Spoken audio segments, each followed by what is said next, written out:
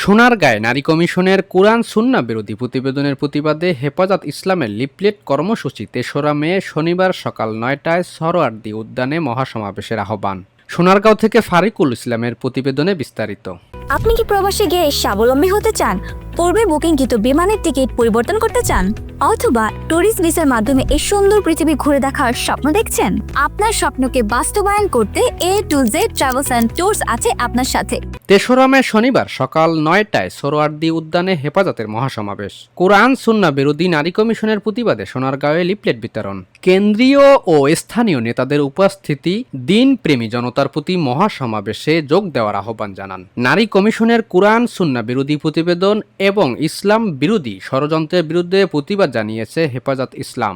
এই প্রতিবাদের অংশ হিসেবে নারায়ণগঞ্জের সোনারগাঁয়ে আজ দুপুর 12টা 30 মিনিটে মোগরাপাড়া চৌরাস্তা এলাকায় অনুষ্ঠিত হয় এক লিফলেট বিতরণ কর্মসূচি। এই কর্মসূচির নেতৃত্ব দেন হেফাজত ইসলামের কেন্দ্রীয় শুরা সদস্য ও সোনারগাঁও শাখার সভাপতি হাফেজ মাওলানা মহিউদ্দিন খান। উপস্থিত ছিলেন মাওলানা কামাল হোসাইন, মুফতি সাইদুর রহমান, মুফতি সিদ্দিকুর রহমান সহ অসংখ্য আলেম, মুফতি ও দিন প্রেমী তৌহিদি জনতা। লিফলেটের মাধ্যমে আগামী ৩রা মে শনিবার সকাল ৯টায় ঢাকার ঐতিহাসিক সরোয়ার্দী উদ্যানে অনুষ্ঠিত মহাসমাবেশে অংশগ্রহণের আহ্বান জানানো হয়। মাওলানা মহিউদ্দিন খান বলেন, আমি কথার সাথে একমত। একটা কথা শুধু পাড়ায় বলবো, যদি আমাদের ৯৫% মুসলমানদের বাংলাদেশে যদি কয়েকজন মহিলা ভারতের উস্কানিতে কপালের মধ্যে সুযোগ লাগায় বিমানাকে নষ্ট করতে চায়, মুরব্বীরা আমাদের অনুমোদন দিলে লক্ষ মহিলা শরীর পর্দার সঙ্গে আমরা রাজপথে নামতে বাধ্য হব।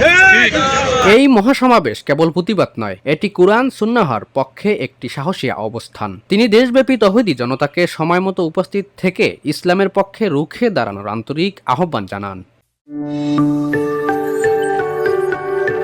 ২৬ টেলিভিশন, মাতৃভূমির বন্ধনে।